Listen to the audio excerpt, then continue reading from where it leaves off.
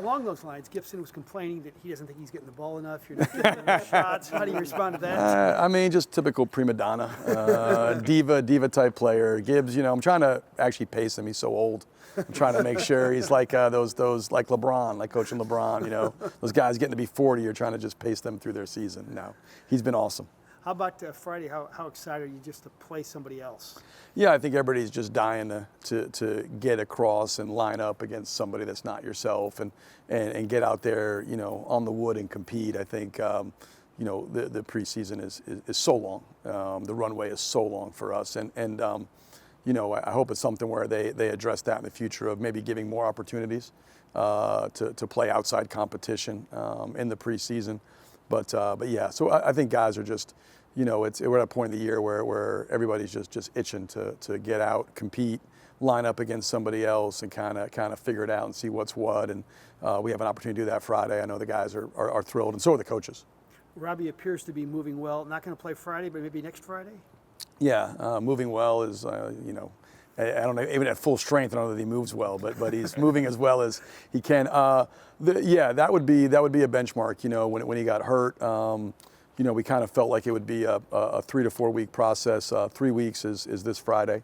4 weeks is next Friday. The hope would be certainly that he can play some minutes against Maryville, get his legs under him there, and then be ready for Santa Clara. Obviously, there's a lot of moving parts to that. He's got to get clear whatever benchmarks, the medical team has for him to do that. There's some stuff non-contact, and you progress into contact. And so as long as he clears those thresholds and benchmarks out in the issue, the hope would be that he'd be available to play some minutes against Maryville and then be full strength for Santa Clara on the 4th.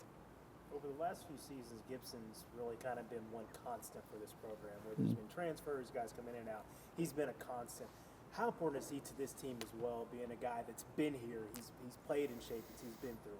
Yeah, he's just obviously my first year working with him, but he's he's a coach's dream. I mean, he shows up every day, he's dependable, he works hard.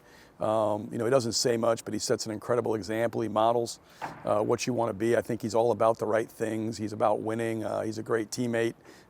Cares about his performance. Cares about the group, the success.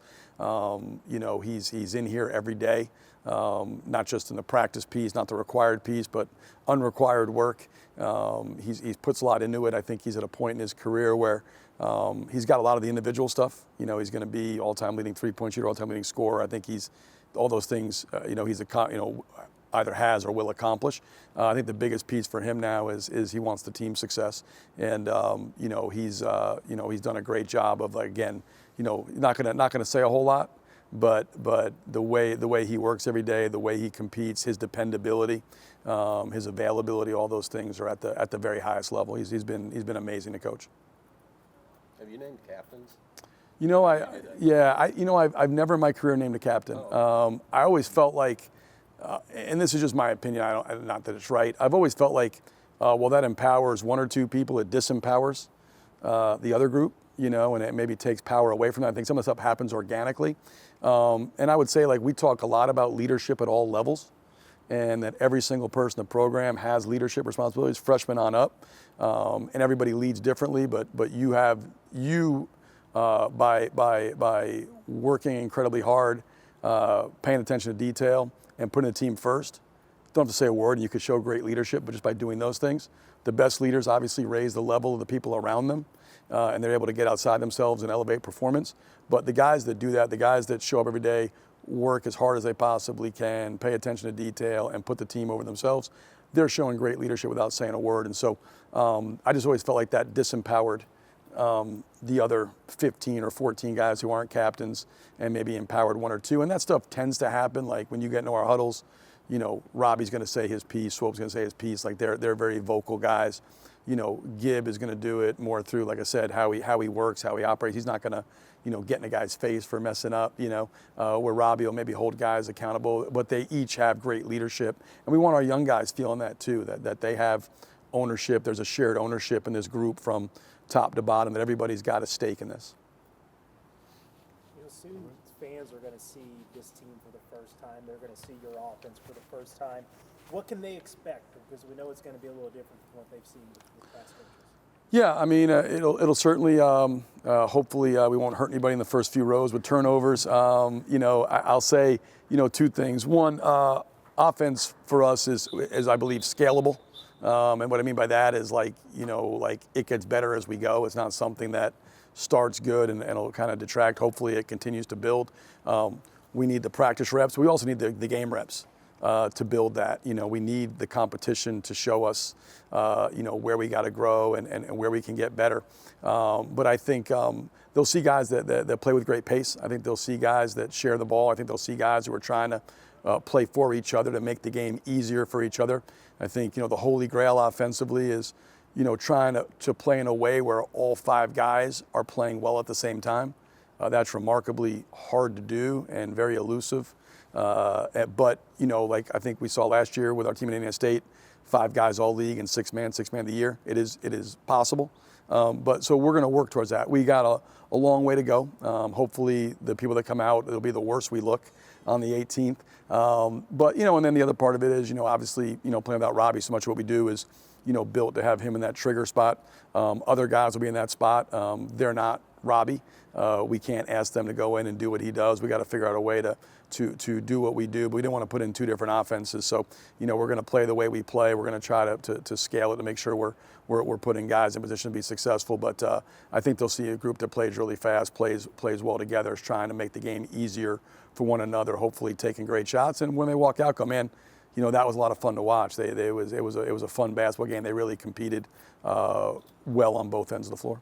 Coach, have you seen the excitement level for this team kind of hype up throughout the preseason? You getting recognized around town yet? You talking basketball with just about everybody you see? Yeah, no, that's one of the things I like is it's not been, I can go anywhere pretty much, and it's no one knows me yet, which is good. So, hopefully that changes for the good. Never good if not. But I do when the people around the program.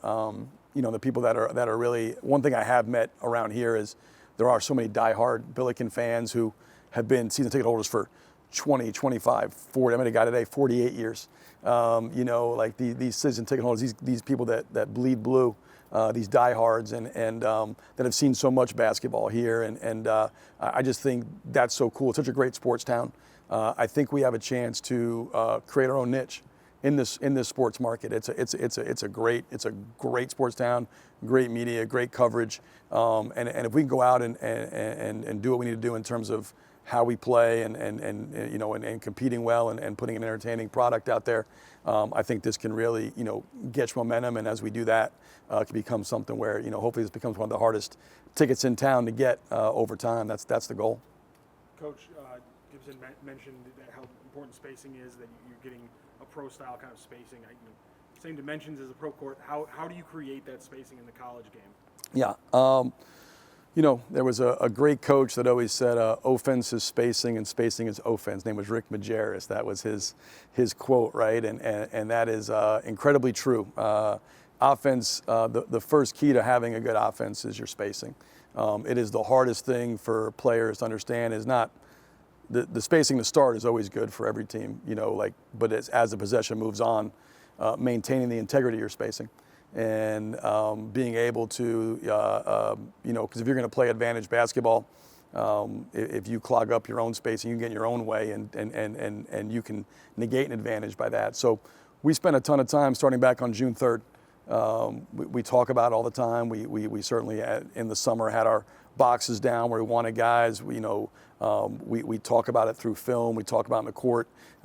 Guys understand, the basic spacing rules, but it's something that we drill every single day. I think it's the number one key to having a good offense is to be able to maintain the integrity of your spacing. There's other aspects, but that would be the first thing. And so from June 3rd on, we've built it. They've done a nice job with it. And then in order to have spacing too, the other part of that, the caveat is you got to have shooting, because you can put guys anywhere you want to. If guys aren't guarding them, you don't have good spacing, right? So spacing is predicated on shooting, and then how do you manipulate spacing? And so we'll continue to work that. That's always a work in progress, but they've done a really good job in terms of spacing, shot profile, understanding, what we want, hunting great offensively.